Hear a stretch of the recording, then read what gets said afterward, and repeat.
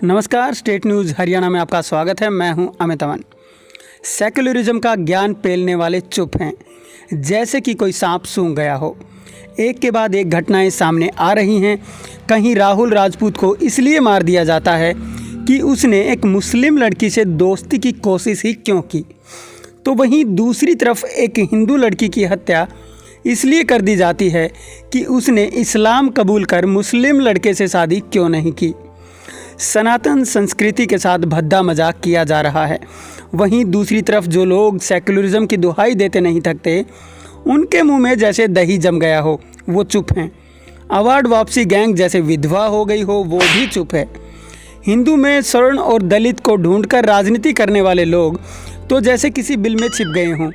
बुरहान वाणी में एक retired teacher का होनहार बेटा देखने वाले और अखलाक की मौत पर टीवी स्क्रीन ब्लैक कर देने वाले मीडिया वाले इस केस को तो एक लाइट का बल्ब बंद करना भी अभिव्यक्ति की आज़ादी पर आघात मानेंगे। तो एक तरफ मानव अधिकार के नाम पर धंधा चलाने वालों के लिए तो आतंकवादी और बलात्कारी ही मानव है, उन्हीं को अधिकार है। निकिता जैसे मासूम तो इनके लिए किसी दानव से कम नहीं है।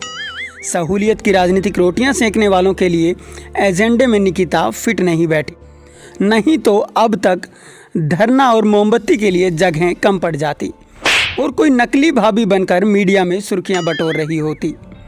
रही बात जिहादी वुड की, तो उनका तो मकसद ही यही है, नहीं तो दाऊद और हवाला की फंडिंग बंद हो जाएगी और फिर एक फ्लॉप मूवी को हिट साबित कैसे करेंगे। और तो और सड़क पर आ जाएंगे वो अलग। अभिनेता और प्रोड्यूसर भेड़ चाल चलते हुए सीएए के प्रोटेस्ट में पहुंचे थे, तो अब सब कुछ जानते हुए भी नहीं पहुंचेंगे, क्योंकि उनके दुबई वाले अब्बू और कराची वाले खालू पैसा बंद कर देंगे। और न ही शेर की खाल में छुपे भेड़िए जो सुशांत को बॉर्डर पर मरने की सलाह दे रहे थे, उनकी जुबान से कुछ निकलेगा, क्योंकि जनाब तो खुद आसिफ बनकर लव जिहाद का लक्ष्मी बम फोड़ रहे हैं। ढकोसले और फर्जी देशभक्ति ज़्यादा दिन नहीं टिकती। ऊपर से दादा चाचा खालू सब राजनेता और मंत्री पद तक पहुंच वाले रसूखदार लोग। मुस्लिम लड़का तो बेचारा तनिष्क वाली ऐड को पूरा करना चाहता था। वहीं एक एंकर मोहतरमा, जिनको हिंदू संप्रदाय सेक्युलरिज्म को घुन की तरह खाता हुआ लगता है, जो जिहादिन से मजबूरन दूसरे सेक्युलरिज्म के ढोंगियों की तरह ढोंग कर रही हैं, उनको बता दूं, आपका समाज तो पूरे विश्व के लिए कैंसर की तरह है। अब कुछ लोगों को समझ आ रहा होगा कि सीएए में क्यों एक संप्रदाय विशेष को छोड़ दिया गया। भाईचारे की पूड़ियाँ बांटने वाले लोग भी चुप हैं, लेकिन ये समय आपके चुप बैठने का नहीं है। अगर आप चाहते हैं आपकी संस्कृति, आपका समाज बचा रहे, तो चुपचाप बैठना मुनासिब नहीं होगा। भारत का मुसलमान इतना डरा हुआ है कि एक दिन निकिता की सरेआम हत्या कर देता है, तो अगले ही दिन दिल्ली में अब्दुल के बेटे गाना बजाने से इतने नाराज हो जाते हैं कि सुशील और उसके भाइयों को चाकुओं से गोद देते हैं। जब तक राजनीतिक पार्टियों के माथे से कथित सेकुलर वोटों की लालच खत्म नहीं होगी, हिंदू इसी कदर मारे जाते। एक बात तो समझ में आ गई, जब अपराधी हिंदू होता है तभी बॉलीवुड के तख्ती गैंग को जस्टिस और कांग्रेस व अन्य विपक्ष को धरने प्रदर्शन जुलूस की याद आती है, नहीं तो दलित या स्वर्ण देखने में लगे रहते हैं। वहीं इन दावों की और सेकुलरिज्म की पोल खोलती एक खबर और सामने आ रही है। राजस्थान के अलवर जिले के बड़ौदा मेव थाने इलाके से भयाड़ी गांव निवासी एक दलित परिवार का धर्म परिवर्तन कराने का सनसनीखेज मामला सामने आया है। यह दलित परिवार जिस धर्म में शामिल हुआ था, वहां कथित तौर पर हुए अत्याचारों के कारण परिवार के सदस्यों ने दोबारा से हिंदू धर्म अपना लिया है।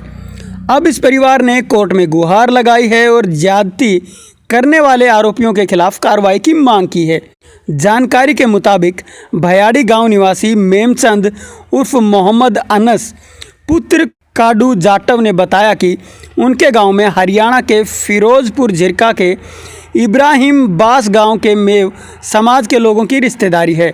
वे लोग अक्सर यहां आते जाते रहते हैं।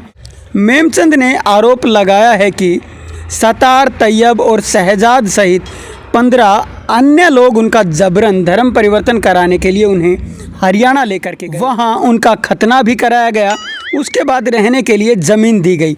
जबरन धर्म परिवर्तन कराने के बाद कहा कि इस धर्म में बहुत कुछ अच्छा है।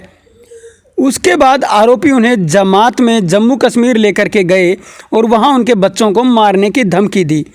कुछ करोगे तो तुम्हारी जान को खतरा हो सकता है, और भी काफ़ी कुछ। उनको ऐसे संगठनों में शामिल करने की कोशिश की गई जहाँ से कि उनको आतंकवादी बनाया जा सके। अब ये लोग आपको क्या समझते हैं वो आप जानते होंगे, और जिस तरीके की जो घटनाएं पूरे देश के अंदर अब हो रही हैं तो उन पे तो कुछ तो कहना बनता है। अगर आप इसी तरीके से चुप रहेंगे तो आपका समाज एक दिन ख़त्म जरूर